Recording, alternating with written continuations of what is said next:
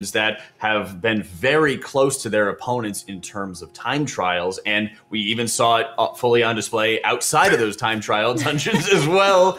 So P2's Angels might just be taking the cake for best logo ever. So I thought triple question marks was great, but this is something else. Dude, whenever we got told that they were excited to play and that they came ready with a logo, I sat there and I didn't really think about what that meant whenever our producer told us that. But now I know exactly what he was talking about. That is incredible. And we did learn that Pitu is the healer in that team, right? But his in-game name is actually Koshota, so just keep in mind that that's the person they're referring to. That's the healer and his angels. That's so sweet. Let's get into it. Game number 1, starting up in the Plaguefall. Perplexed versus P2 Angels. Let's get it going. All right, well, Plaguefall, we did see it earlier, as we already mentioned before. It was Echo playing versus Quad question mark. And now we see Perplexed versus P2's Angels. We see already a very different comp. We do see the Disc Priest, Vengeance Demon Hunter, DK, Mage plus Windwalker for Perplexed, which is a very similar comp we saw before. But on the other side, P2's Angels playing the Moonkin and playing the Holy Paladin as well. Yeah, if you caught that, Divine actually ended up grabbing 2 random mushrooms before he entered into that walkway, dismounting a lot earlier than the rest of his team before getting this pull started. Perplexed's pull here is absolutely massive and really scary. A nice Ring of Peace coming out to be able to mitigate the tank damage here, especially on that Raging Affix. No, really dangerous. P2's Angels is starting to go down though, having deaths. The tank does end up dying. Now the trash pack is reset. Yeah, it looked like they had some issues with the Raging Affix, basically. They had a huge pull at the start. Everything started to go into this Raging range, and they just didn't manage to keep everyone alive. Koshota went down, P2 there. The team is named after went down, and then they just fell apart. We see Ryzen going down as well, and Wolf Disco on Perplexed side, so they're having issues too. They're single resting. Thankfully, they have single rests available. They have the Windwalker who can do this out of combat rest. Otherwise, they might have had to commit a battle rest here. But thankfully, they do have this out of combat rest. And yeah, I think they just didn't manage to get the Shadow Meld off properly there, right? Correct. Yeah, they were having issues with the Shadow Meld. Yeah, exactly. And on the side of P2's Angels, now they're looking to play all of these slimes that are in the Globgrog area. So interestingly enough, we saw Perplexed run their Bloodlust on the first pull, and then P2's Angels had issues with that first trash pack, but they were holding on to their Bloodlust. So I think that may have been what was really, really scary for them.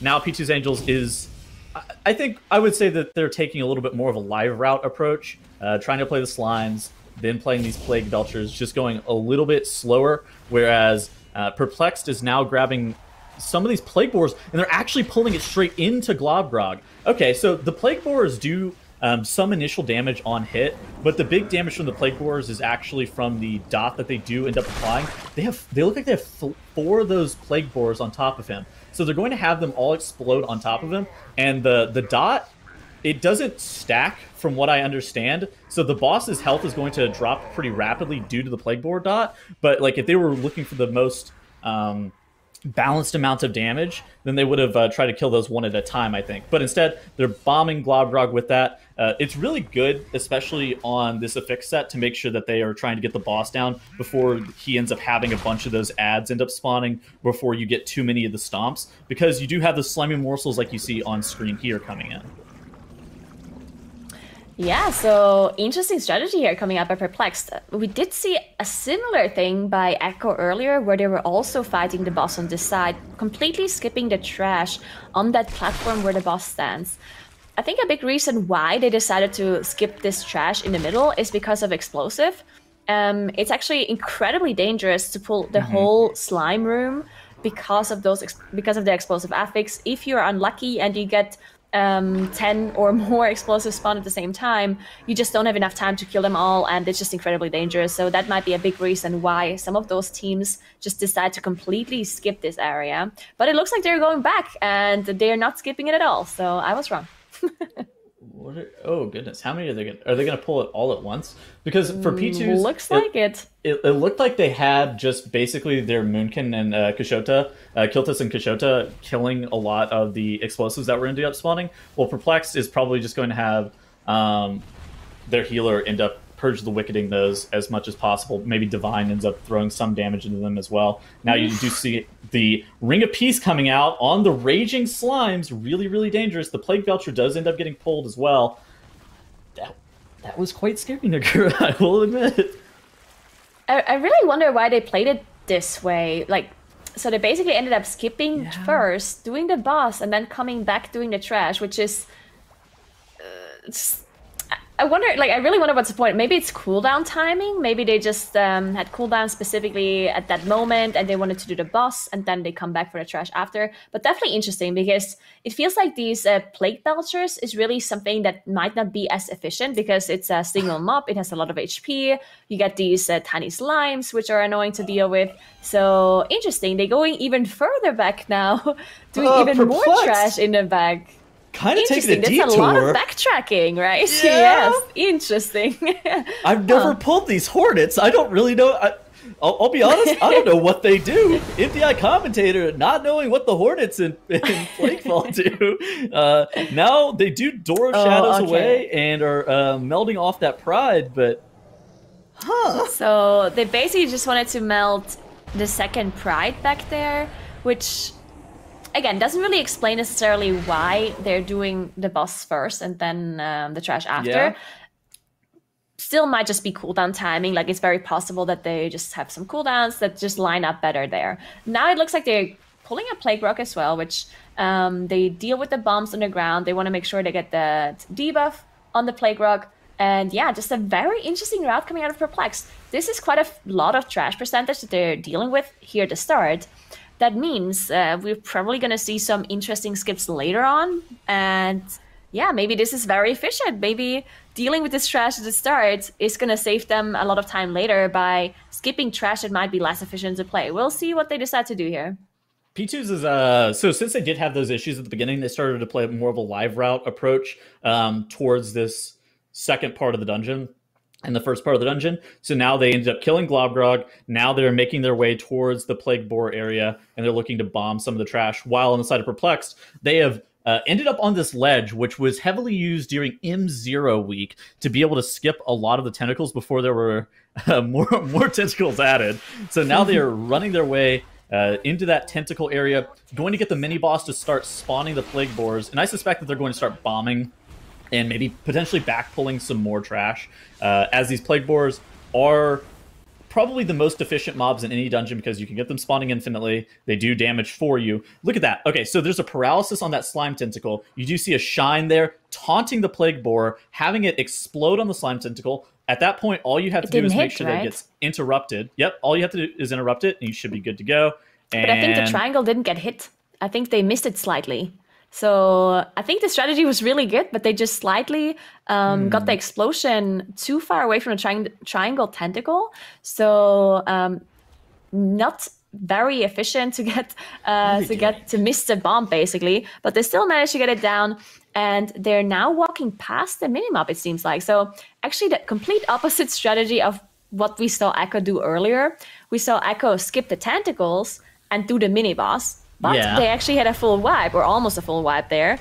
And we see Perplexed do the tentacles, but then skip the mini-boss. So complete opposite strategies here. As they come in, pull all of the trash together here. They did see the congealed slime, which is interesting because the congealed slime actually, as far as I'm aware, the debuff from the Plague Borers, the explosion dot, does not get affected by the damage reduction from the slime. So you can actually pull it on top, but they didn't actually kill it with the Plague Borers, they just randomly AoE'd it down. So that explains it. Okay, so now they've melded off the Pride, but the Pride is in the middle of the room for where Ickis is. They're rezzing Swag. It looks like now they're going to pull the mini-boss?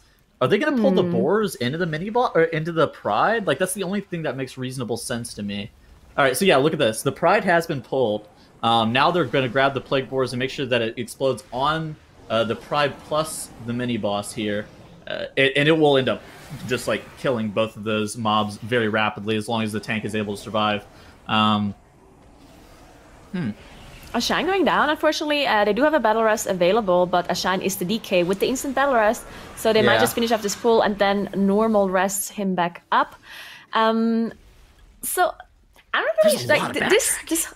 Yeah, there's a lot of backtracking, and here's one thing, right? When it comes to the MDI, we've seen so many teams come up with incredibly fancy strategies where they go back, they see this, they use this ability, they jump over there, they, just like incredibly fancy things, and it looks really cool when they pull it off. Or we have this like fear sigil in Siege of Borealis where they just added like everything up and then they just AoE'd it down, and it looks fancy and it looks cool and it's really nice for them to pull it off. But sometimes it's just not faster because the amount of time you need to set it up it's just not made up by the time that you save for pulling it off. So sometimes just pressing W and going through the dungeon is faster than setting up some insane pull where you have to backtrack a bunch and you have to set up some CC and here and there, right? So we will see how fast they are at the end. But that's a lot of running backwards. You were absolutely right. That is a ton of backtracking, and it's impossible for myself, or it's definitely impossible for myself to even know, like, is this faster? Is this Plague Boar strategy even better than what they could have potentially done? Do you think it's faster? I feel like it's. I'm not sure. It's really hard to tell. Yeah, it's really hard to tell because the debuff definitely does a lot of damage, right? The Plague Boar debuff, but the backtracking, it's hard to tell how much time you lose from it. I assume are they letting the bomb go off? It looks like they're just out healing it. They just barrier AMC'd it. Yeah, they just AMC barriered pain sub. I like this. This is actually a really this is efficient for sure. Like that is good. That's one of the most efficient things you can do. Yeah, you're basically just saving the damage that you needed to do on the blob by just using a bunch of defensives that you don't need to use otherwise anyway, right? Because they skip a bunch of pride buffs and they don't need any AoE CDs like that. So I think this is a good strategy that they're pulling off here. Looks like they're also ignoring this last bomb. Not sure if they can pull this off, though. They might have to kill the boss before it goes off, but it looks like they have enough damage. The boss is already at 5%. Bomb is not about to go off, so they definitely can beat the timer here. Well, so the upside of letting the bomb go off on the last platform is you literally had to commit 0 offensive cooldowns to the bomb. So then you had like Swag and Wolf Disco like having combust, and I did see Swag touch a death the boss. Obviously, he didn't commit Zwin or SEF, but you do have more offensive CDs to be able to burn the boss there. That felt efficient. That felt like really, really fast in terms of like what they were doing in the dungeon. Now they're doing the island pack, which I would say that this is a pretty standard pull for what you see on Live Realms. Would you agree? Yeah, definitely. That's really something we see on live a lot. Now, these mobs, though, they're a little bit deceiving, right? Because when you pull them, they're already like incredibly low HP. So it looks like, oh, this is an easy pack. They're already low.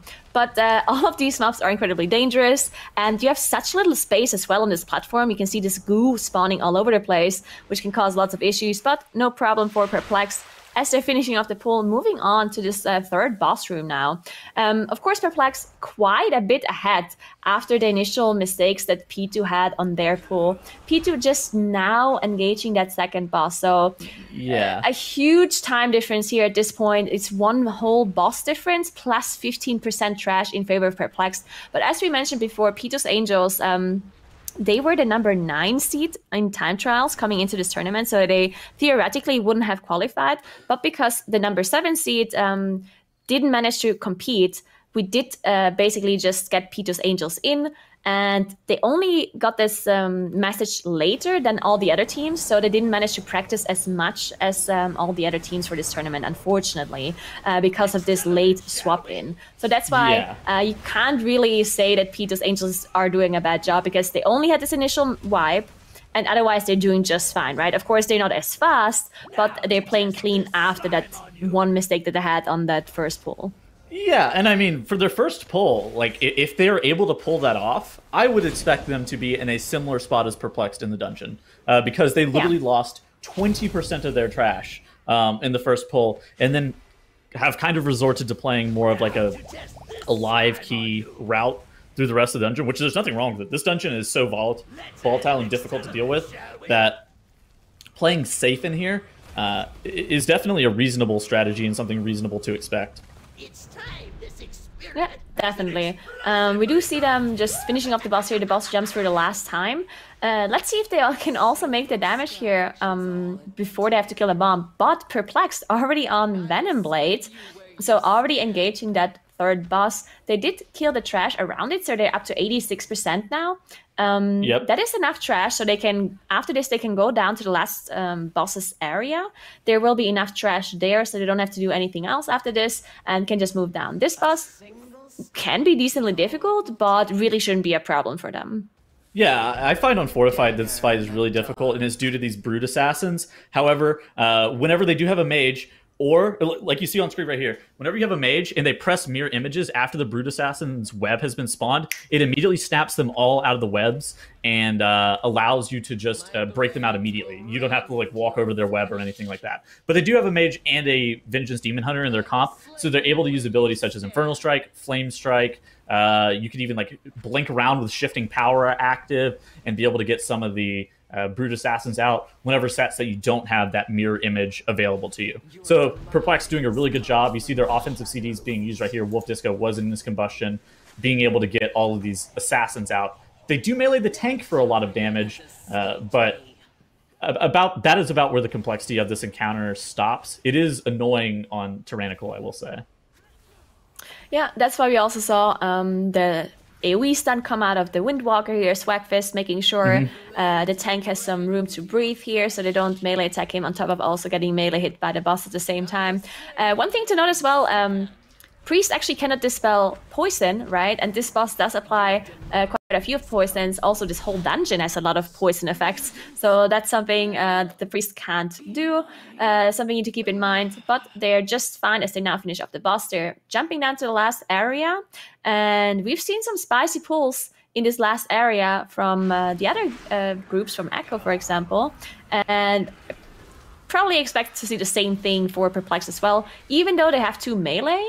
But I think Wolf Disco is just fine to finish off those ranged mobs himself, because it's incredibly easy to get aggro from those mobs because they cannot be melee tanked by Divine Field.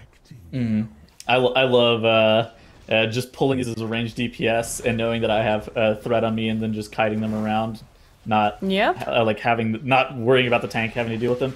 Look at what Pitu's is actually end up pull. If you see in the bottom right-hand corner of your screen, they end up having like this landing pole with all these defenders and these assassins grabbed all at once. This is a pretty atypical pull, but it looked like they probably just needed some more trash count before going downstairs, because they still haven't done Domina yet, but they do need a little bit more count is the only thing that I can really assume here. Yeah, I think just getting a little bit of extra count here is totally fine. This trash is something that I've seen pulled a decent amount of times already, and they're also low HP because they fight each other, so definitely saving a little bit of damage there by fighting them as they're low. Now we do see Perplex finishing off this last mini-boss here, Iker. They don't have a Raging Dispel in their group, as I mentioned before. None of those classes can dispel this off, so they want to make sure they're interrupting all of the casts to not get any of those Raging casts off. And now we saw them position at the entrance because the Pride mob spawns in proximity to one random player in your group. That's why everyone jumped to the entrance, spawned the Pride mob, then jumped to the boss and Shadow Melt off the aggro here. So very, very efficient by Perplexed here. Just because dealing with the Pride mob, specifically for this boss, is incredibly inefficient because this boss just goes down into intermission phase and is unattackable. So you're basically just wasting the Pride buff for quite a while here at the start. So definitely not worth to deal with the Pride here if you can somehow dodge it. And that's what they did with that Shadow Melt. Yeah, I mean, they do have a lot of ways of being able to remove Disease Dispel, whether it be from the Windwalker Dispel. Priest can also remove disease, right? I'm not just making that up. Yes, they can, yeah. They can't. Okay, the only thing they can't do is poison, right? I think. Yeah. I think that's right. And curse. Yes, they can remove... They can remove disease. Yeah, they can remove one less because you can offensive purge and you have Master Spell, right? So that's why they cannot remove poison and curse. Yeah, but then they also have like Kyrian files and stuff like that to be able to remove some of the diseases on Margrave. So they need to make sure that they balance out like when they are going to be using their Kyrian files and whatnot with the spells coming through. But ultimately, I don't think that that's what's going to wipe them. This fight can get a little bit scary during Tyrannical because you can get a bunch of sets of this Infectious Rain coming out. You do see the Power Word Barrier and the Anti-Magic Zone coming in for this one set, just allowing everybody to require very little amounts of healing. Now they have 2 Malignant spawns. They're trying to push Margrave before they get another touch of Slime cast, but it looks like they just don't have enough offensive CDs for it. So now Divine's going to end up having to tank that up. And I think that they're going to just commit all of their damage to the boss. Getting another Infectious Rain, this is going to be rough to heal during the intermission. But you see those Dispels coming through. This allows the group members to stabilize a little bit, and now they're running around trying to dodge the tentacles. This could have been decently dangerous, right? Because this randomly spawned somewhere around the room, and thankfully it spawned right next to the position where they were in. But if he would have spawned further away, then Divine Field would have needed to get there to soak the touch in front and couldn't have tanked the other mobs. So definitely it was decently dangerous for them to not finish off the ad, but thankfully they did get the good spawn and they did manage to recover, and now they're popping all of those cooldowns at the very end to make sure the boss goes down. This last phase is the most dangerous one because you get the tentacles at the same time as having to fight the boss. But no problem for Perplexed as they finish off the boss and win this first game versus Pitu's Angels 1-0. That's right, Perplexed still showing, how strong they've been for such a crazy long period of time, taking that victory over P2's Angels. And this is what we're kind of talking about, where in a lot of cases Plaguefall can be that scary level of dungeon that there's so many extra threats they have to go off of. And I loved in particular there, we saw Zyrotic, where they're just like, oh, I'm not going to worry about the Plague Bomb. Let's just cool down over it and just brute force that boss. Yeah, I didn't think we'd see that on an 18 Tyrannical key, but they just went ahead and powered through it. I mean, yeah, Perplexed really just picking up where they left off last year. Yeah, they didn't win last year, but they were still one of the strongest teams we'd seen in any of the cups last year. And yeah, I mean, they were always head to head with the now Echo team, which is pretty much the best in the world. So not really surprised to see them keeping it going. Yeah, and consistency is always such a hard thing for teams to catch. And, new healer coming into this one as well. Nagura and Ryson's hasn't really been missing a step at all so far. No, he's been doing an incredibly good job. We've also seen them just out-heal that AoE damage as well, right? We saw the bubble come in and the defensives, and that's really something the healer has to call as well, right? You gotta ask, can we live this? And he's like, yes, I'm just gonna pop a bunch of defensives and we're gonna be fine. So it's something that is really nice to see, in my opinion. Just making sure you use all of your defensives and all of the things you have to your disposal to get some extra time save here and there. And it's a tiny thing, really, to save that extra damage on the blob. But every little second matters, and everything that you can do to make up time is definitely something that you should do in the MDI, so it's nice to see. Most definitely. And Zyra, let's start going over some more of that dungeon as well. That catastrophic wipe at the beginning. Let's see that.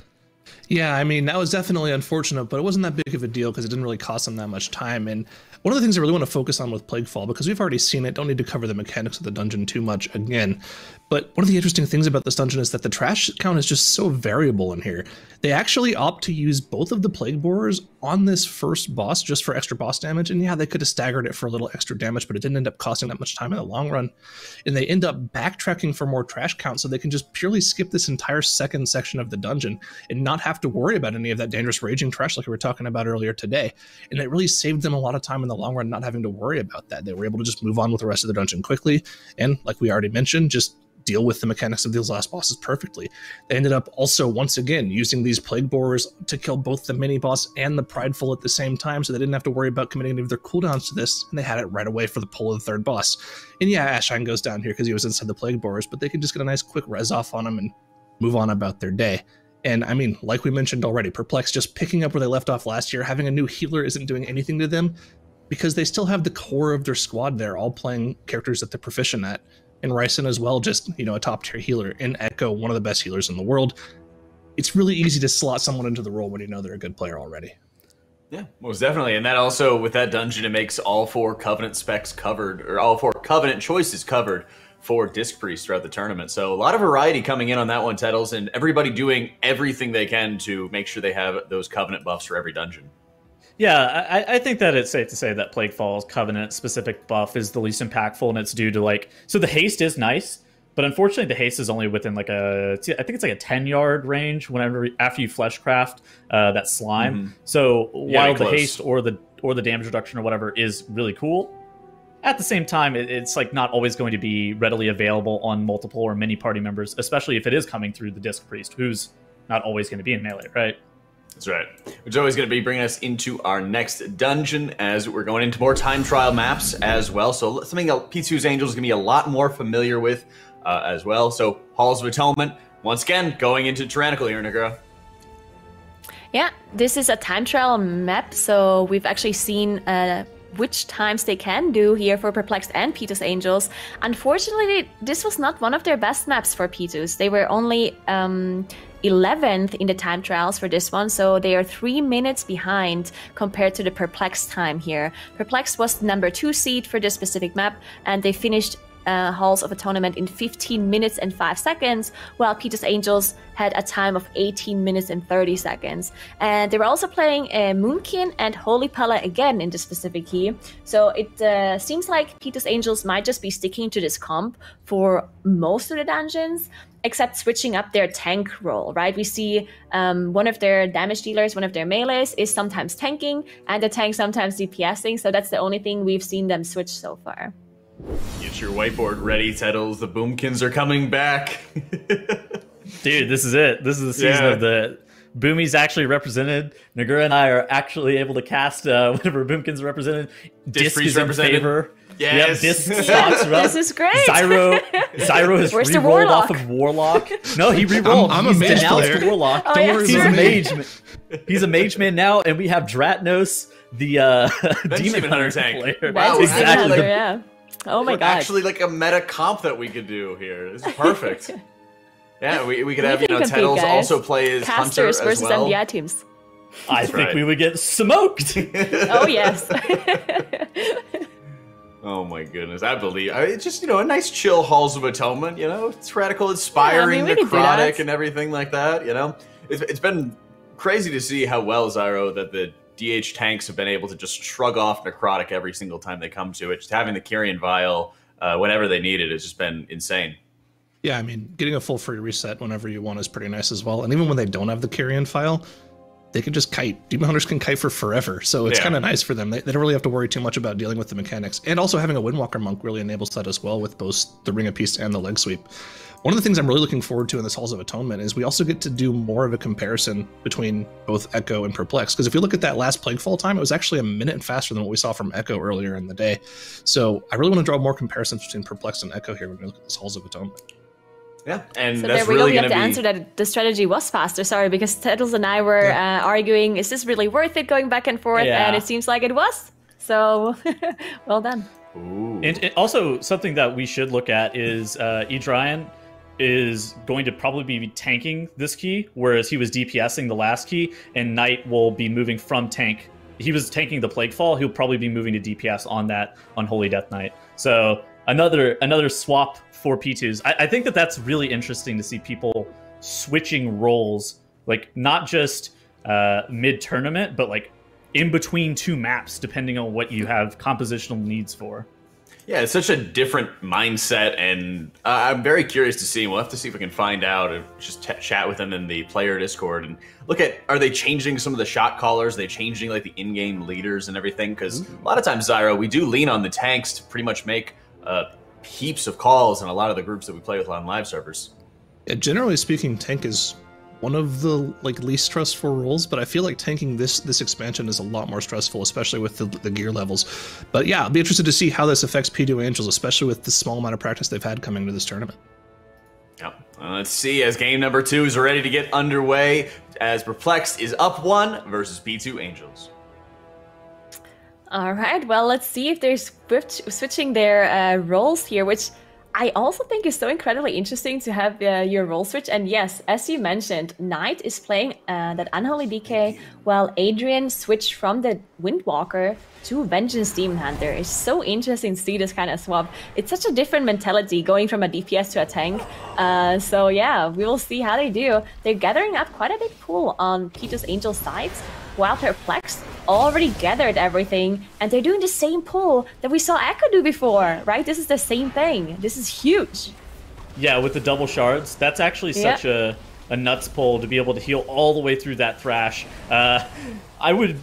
They need to make sure that they get these shards down quickly. I don't know how they're going to be able to survive a second double Thrash cast, but if they do end up downing one of those shards a little bit in advance, okay, they do end up getting both of them down. The Pride ends up spawning. They're swiftly running away from them. They're going to probably meld all of these off if I had to wager a bet, and then go straight into the next pull. You actually made me realize that his name is pronounced Adrian. I feel so dumb now. I've been looking at his name for the past like multiple hours trying to figure out how to pronounce it, and it's okay. I feel so stupid. Well, looks like Perplexed is dealing with the Pride here. Yeah, we saw most other teams melting off this Pride. Looks like Perplexed is dealing with it though. So maybe that is actually the difference between Perplexed and Echo, because this is a time trial map, as I mentioned earlier, and Perplexed had the number 2 seed and Echo had the number 1 seed. So tiny difference between their timers. And we saw Echo play this earlier, where they skipped this specific mob and Perplexed is playing it. But all their melds are on CD. I wonder if they got this unintentionally. That's definitely possible, yeah. Oh, goodness. Yeah. Okay, look at Pitu's. So Pitu's is actually pulling a shard, plus like all of the Obliterators and Houndmasters and stuff like that in the area. And they're line of sighting around this pillar that's at like the apex, like as soon as you start walking in of that triangle area, and utilizing that pillar to be able to line of sight it. A nice silent sigil coming in from P2's as well. Man, this dungeon and the trash density here allows for some obscenely large pulls, I feel like.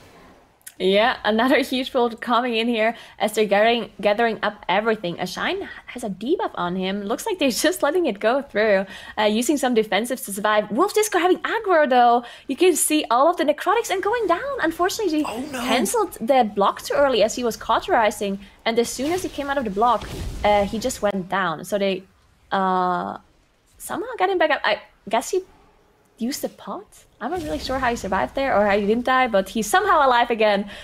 So Divine going down too, though. Oh, no. This is really bad. But there's not many mobs alive at this point, so they can probably finish this off as they're using the Battle Rush on Divine Field, getting him back up to just play it safe, really. These Gargans, they do so much tank damage. They apply a bleed to the tank, and they're just so incredibly scary. And that's probably why Divine Field went down here with all the necrotic stacks, with the Wolf Disco going down, just having the issues with the damage, just not managing to finish off the pack, basically. Something I just noticed is Perplexed still hasn't elected to use their Bloodlust. It makes me wonder, where is their first Bloodlust supposed to be used? Yeah. Because I feel like they've done some really sizable trash pulls that could have warranted Bloodlust, notably the double shard.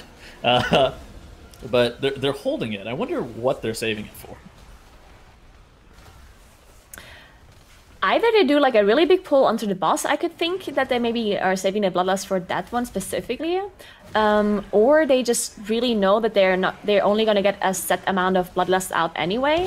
But we know their time trial time, right? And their time trial time is 15 minutes and 5 seconds. That means if they're not going to Bloodlust very soon, they're not going to get a second one off. Wolf Disco going down again, unfortunately, for Perplexed. Yeah, it's just more issues. They don't have a Battle Rush available for them, so they can't get him back up here. They're going to have to finish off this Pride plus the shards without him. Never mind, did get Wolf back up, so now they're also getting the Stoneborn at here to help out with the damage. So this is actually very nice, as they have this Stoneborn at just getting mind controlled by the Venthyr, making sure they get the extra damage. And we see Pitu's Angels doing an insane, Perplexed doing an insane pull here with the boss and everything just pulling on top of each other. This is what they saved the Bloodlust for, so there we go. This is exactly what we were waiting for. Yeah, but they didn't pull the Stoneborn into it. It looks like on the side of P2's Angels, they may be wiping to that Pride. I think it got 20 stacks too quickly. Like one good function of the Manifestation of Pride is if you do in fact wipe to it, it doesn't reset to full HP, so you are able to get back in there again and battle it down from 60% in case you need a little bit more time or offensive CDs or whatever to be able to deal with it. So that's a big time loss by P2's. Perplexed is now still on Halikas and being able to just like move the boss freely around the room because of all the trash that they've cleared out is quite nice. Now they're electing to pull the Stoneborn in. You do see a shine on the details damage meter. He is Venthyr, so he's able to mind control that Stoneborn, and it does silly amounts of damage. Yep, definitely very helpful to have the Venthyr here. There's some dungeons where the Covenant ability that helps you out in a dungeon is very beneficial, and then others where it's really not as helpful. So, like we've seen before in Plaguefall, some teams didn't even play Necrolord at all because they didn't feel like that buff from the blobs is helpful in any way, or maybe not worth it. But here in this dungeon, you definitely see those Venthyrs for the Gargoyles because they really help out with the damage.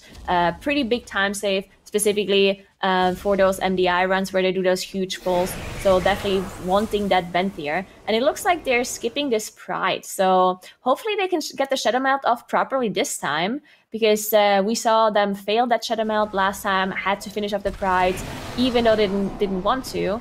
And we see P2's Angels now fighting the first boss as well with a bunch of trash. But yeah, they're just quite a bit behind because of these issues that they had. They have 6 deaths now in total. While Perplexed also had some issues, right? They're on 4 deaths, 20 seconds disadvantage now, but still 10 seconds in favor of Perplexed because of the 2 deaths difference.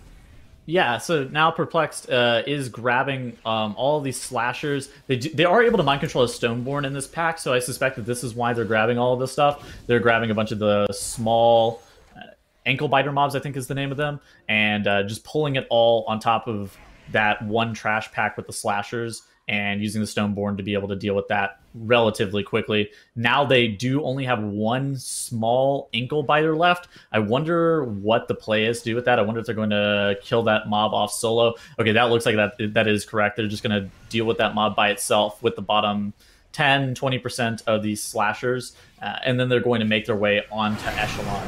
Whereas on P2's side, Halkias is still at 35% HP, and trash count is looking very similar on both sides, though. They lost their healer and they don't have a battle rest. Now, thankfully, the first boss doesn't actually do a lot of damage to your group. If you can dodge every damage, it's only really tank damage that is happening. So it might be okay if they finish it off quickly. Thankfully, they also have a Moonkin who can off-heal a little, actually. So having those extra off-heals on the tank might help them out to finish off the boss. But it's still quite high, so they want to make sure they finish off this boss fast before the tank goes down as he drops incredibly low. So just some issues, unfortunately, here. We see the regrowths coming out by the Moonkin, just trying to save this pull, while Perplexed is already pulling Echelon now after they finished off that 4th Pride mob. Dude, Ryson is such a man. He was able to heal. Okay, they were moving the Pride the whole entire time from where they spawned it all the way up to the Echelon room. That is awful to do to your healer. Yeah, that's for most horrible. groups, I would recommend don't move the Pride like ever. Like there's no need to move it that far. But for these MDI teams, they want to make the most out of their time. They're already having to fight the Pride because they didn't all have their melds up.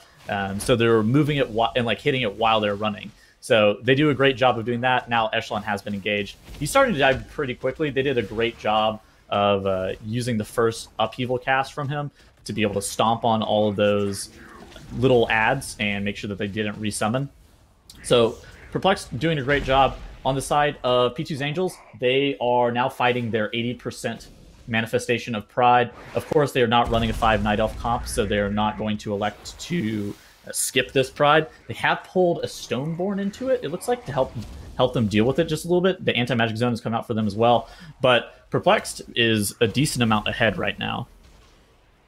Yeah, definitely. Just having a pretty clean run outside of those 4 deaths that they had and the Shadow Meld mistake as well, which, to be fair, I would say that's not clean, considering that this is a time trial map, and that's the map they practice the most. But we've actually seen this in the past as well, that teams failed the most on their time trial maps, just because you're practicing those maps specifically for that long, you're risking more and more on those maps compared to the maps that you only play in the tournament itself, right? Because all the other teams have so much time to get the best strategies for those time trial maps specifically, and then you even want to improve your time even further between time trials and the actual tournament. So they just try to risk more and more things, and then you see those huge mistakes and huge wipes coming in because it's just so incredibly risky what they're doing. So that's definitely something we've seen before. Yeah. And I mean, like you're saying, they're down to do a strategy that may only have a 50% success rate because they also have 5 attempts. But then they don't go back and revisit their strategies all the time. And then it's like, oh, I guess we have to do this on live. And then they wipe and they're like, well, now what are they going to do? And then it's pretty scary. Perplexed does end up downing Echelon. And I would say at this point of the dungeon, things get a little bit more tame. I think the first half the dungeon is a lot more dangerous. Never mind, I lied. Cool. They're pulling straight into the boss. Never mind. I just completely made that up. This is very scary. Yeah, this is the pull we've seen Echo do as well, where they just gather up everything and pull it on top of this 3rd boss here, which is incredibly dangerous because you have the inspired mobs on top here. It means none of these ads are actually CCable. Divine Field just needs to tank this like a man, really. And you can see also him using the Kyrian Vial to get rid of the necrotic stacks, because necrotic is incredibly dangerous. And you need to get that timing right? You need to make sure you're delaying your Kyrian Vial as long as you can, because if you use it too early, you're going to get another set of necrotic stacks, and then you just don't have a way of resetting it. So good job on Divine Field resetting those stacks, but he's up to 15 stacks again. So maybe he's got to reset it one more time, but it's only the boss left at this point. Yeah, and a major difference that we've seen this season than we even saw in the last season of BFA, whenever Prot Warriors were meta, Vengeance Demon Hunter can't be Dwarf even if they wanted to for Necrotic. I mean, obviously they really want Night Elf to be able to meld off Pride, but like even if they wanted to be Dwarf for the Necrotic, the Vengeance Demon Hunter on Alliance only has access to being Night Elf. Yeah, and we also saw them actually pull one or more of those Stoneborns in. You can basically, or what the teams have been doing is they pull one Stoneborn in at the very start, and they mind control it. Then Ashine is the Venthyr, so he's the one using that extra action button to mind control it. And then once the button was ready again, they pulled the second Stoneborn in to just get even more extra damage on this boss. So definitely utilizing all of the Stoneborns, making sure they get all of that extra damage. And once they finish up the boss, they really only have the mini boss left they have to deal with. We've seen most teams just ignore the neutrals in that room and just nuke the mini-boss between the communion casts. So making sure you have enough damage to nuke the boss before he casts the heal. It's hard for me to tell how tight that timing really is, because all of the groups that we've seen be able to nuke down Cigar here have been playing it really, really fast. Looks like P2's Angels is doing something very similar to what we saw from Perplexed with how they're pulling their trash into the boss. Again, like we said, very dangerous. Making sure that you have the Kyrian File to reset your Necrotic there is quite important. P2's does elect a Bloodlust at this boss, whereas Perplexed Bloodlust does come up in approximately 50 seconds. Right now, I think that if you're P2's, you're hoping Perplexed has a wipe on the final boss on Lord Chamberlain, where Perplexed is like firmly in the driver's seat. Looks like Cigar is about to go down for them just momentarily, and they will probably meld off this Pride and be on the Lord Chamberlain. Yeah, looks like they're shadow melting off. Thankfully managed to do so as well. That was pretty close. Looked like the Pride mob was about to hit one of the players, but they managed. And now they're engaging the boss, as you mentioned. Their Bloodlust is available in 15 seconds, so they can still use it on the boss. But yeah, definitely not as clean of a run as they had in their time trials. In time trials, 15 minutes and 5 seconds was their best time, which gave them the number 2 seed for this specific dungeon. So not as fast than time trials, but still a very quick run, of course. So this boss is really not that dangerous. The only thing that I've seen people wipe to here is these statues being thrown around by the boss. Some people don't know necessarily that they always get thrown onto players or players' directions. And you can also see which direction they're being thrown at by the direction they look in. But yeah, sometimes it's really hard to see which direction they look in, right? So sometimes you just have to check the other player's position and make sure you're not standing at any point where other players are standing, or at least not in the path. So that's the only way you can really safely dodge those.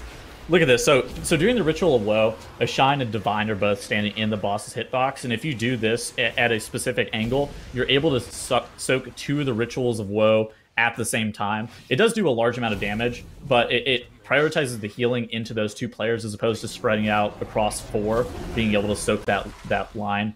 So really good job by the Perplexed guys to make sure that they were stacked in the boss's hitbox, being really diligent about soaking that beam and not letting the telekinetic onslaught and the Ritual of Woe connect with any of the statues, because they can absolutely wipe if that line does miss them and starts hitting and being channeled into the statue.